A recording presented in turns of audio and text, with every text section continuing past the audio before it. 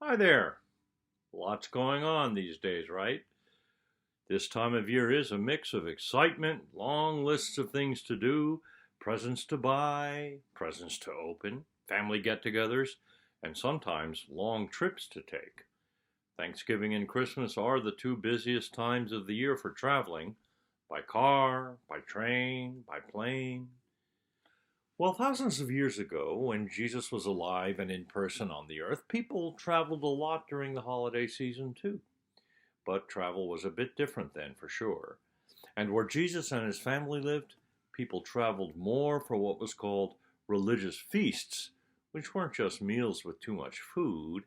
They were special celebrations for huge numbers of people, and most of the people came from far, far away, and families traveled in large packs: cousins, parents, brothers, aunts, pets, camels, kids, sisters, grandparents, and with other families from their towns as well. Check it out.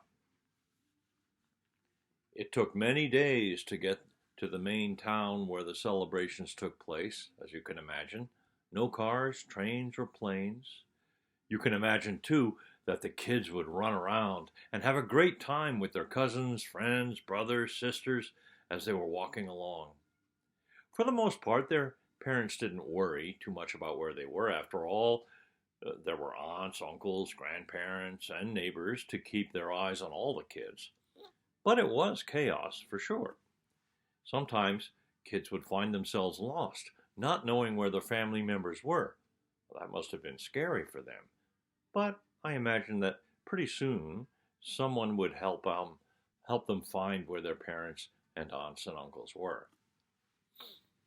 One year, when Jesus was 12 years old, his family took a long trip with lots of people from their hometown to a big city called Jerusalem for the Passover celebration, which took place each year in the spring. Passover is still a super important Jewish holiday, and as you know, Jesus was born into a Jewish family. In the city of Jerusalem, there was a sacred temple of the Jews where everyone gathered.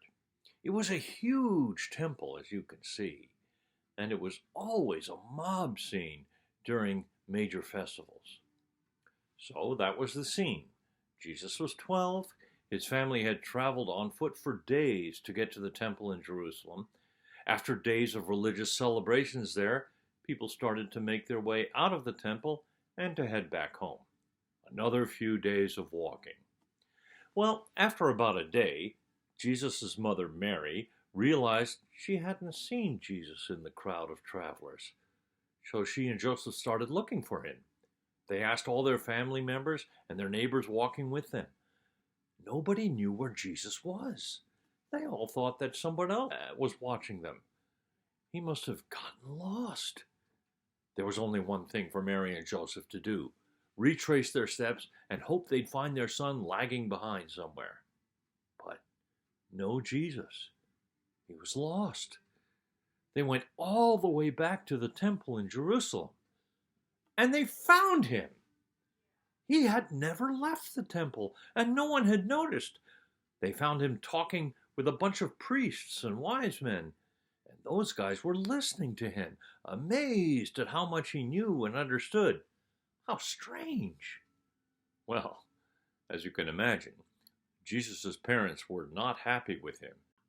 He had stayed on purpose, not seeming to think that, well, maybe his parents would be worried. And indeed, they had been worried, sick.